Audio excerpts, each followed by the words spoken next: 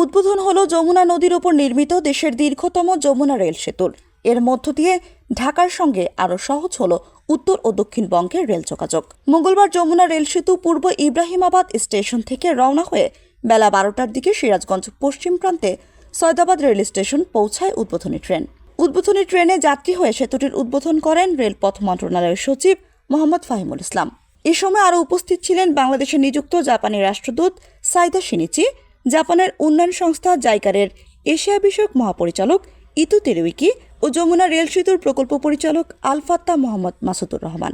উদ্বোধনী ট্রেনে সৈয়দাবাদ রেল স্টেশনে পৌঁছে সংবাদ সম্মেলনে রেলপথ মন্ত্রণালয়ের সচিব মোহাম্মদ ফাহিমুল ইসলাম বলেন, যমুনা রেল সেতু উদ্বোধনের মধ্য দিয়ে রাজধানীর সাথে উত্তর ও দক্ষিণাঞ্চলের রেল যোগাযোগে নবদিগন্তের উন্মোচন হলো।